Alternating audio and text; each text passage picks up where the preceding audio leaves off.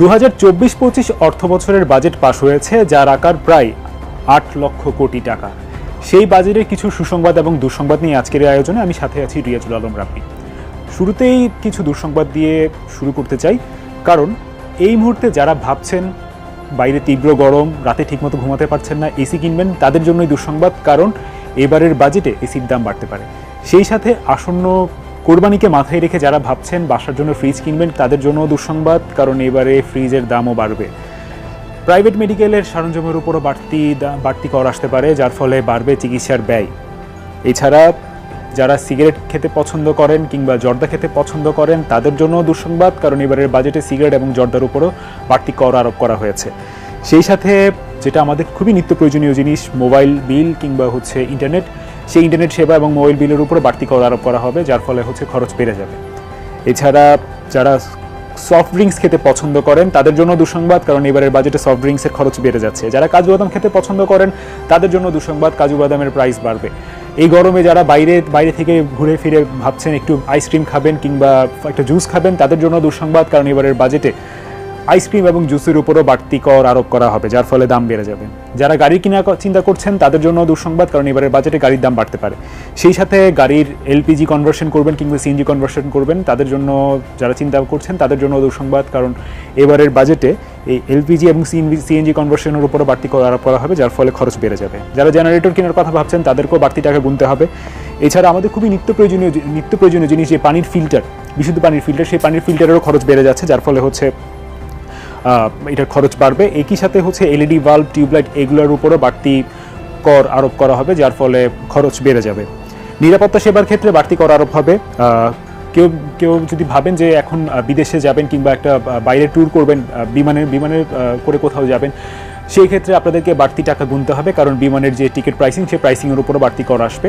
এছাড়া যে বুকিংয়ের যে প্রসেস, সেই প্রসেসের উপরও বাড়তি কর আসতে পারে। এছাড়া যারা ভাবছেন যে বন্ধের দিন পরিবার নিয়ে ঘুরতে যাবেন, কোনো থিম পার্কে যাবেন, তাদের জন্য দুঃসংবাদ, কারণ থিম পার্কের যে প্রবেশ মূল্য, সেই প্রবেশ মূল্য বৃদ্ধি করা হয়েছে। নির্মাণের ক্ষেত্রে আমাদের খুবই প্রয়োজনীয় একটা উপাদান ইট, সেই ইটের উপরও বাড়তি কর আসবে, যার ফলে তার দাম বেড়ে যাবে। দর্শক, যদিও আমরা চাই না আপনার সাথে এমনটা হোক, কিন্তু যাদের পরিবারের সদস্য এই মুহূর্তে ডায়ালাইসিসের সাথে যুক্ত বা সম্পৃক্ত, যাদের পরিবারের সদস্যদেরকে কারো না কারো ডায়ালাইসিস করতে হচ্ছে, তাদের জন্য কিছুটা স্বস্তির সংবাদ, কারণ এবারের বাজেটে যে কিডনি ডায়ালাইসিস, সেটার খরচ কমানো হয়েছে। যেহেতু একটা ডেঙ্গু মৌসুম আসন্ন এবং চলমান, তো সেই ক্ষেত্রে ডেঙ্গু কিটের উপরও মূল্য আরোপ করা হয়েছে, যার ফলে যে কিটের প্রাইস, সেই প্রাইসটাও কমে আসবে।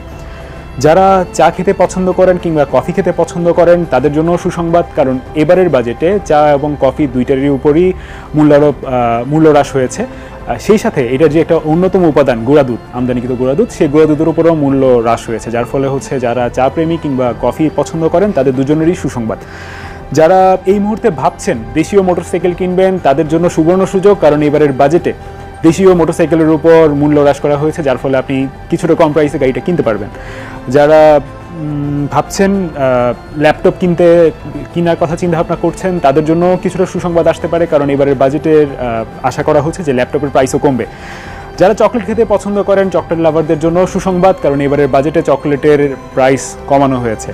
সেই সাথে বিমানের ইঞ্জিনের দামও কমানো হয়েছে। কারো ব্যাংক অ্যাকাউন্টে যদি এই মুহূর্তে 10 লক্ষ টাকা থেকে থাকে, তাহলে তাকে 3,000 টাকা, কারো যদি 50 লক্ষ টাকা থেকে থাকে, তাকে 5,000 টাকা, এবং কারো যদি ব্যাংক অ্যাকাউন্টে 1 কোটি টাকা থেকে থাকে, তাকে হয়তোবা 10,000 টাকা আবগারি শুল্ক দিতে হতে পারে। সেই সাথে এক ব্যক্তির নামে একাধিক গাড়ি যদি থেকে থাকে, তাকে হয়তোবা 10% সারচার্জ দিতে হতে পারে। এছাড়া করমুক্ত আয়সীমা 3,50,000 টাকাই রয়েছে। বিশেষ করে একটা সুযোগ এসেছে, যারা এই মুহূর্তে ভাবছেন কালো টাকাকে সাদা করবেন, তাদের জন্য সুবর্ণ সুযোগ, কারণ এবারের যে বাজেট, সেই বাজেটে 15% মাত্র জরিমানা দিয়ে আপনি কালো টাকা সাদা করতে পারবেন।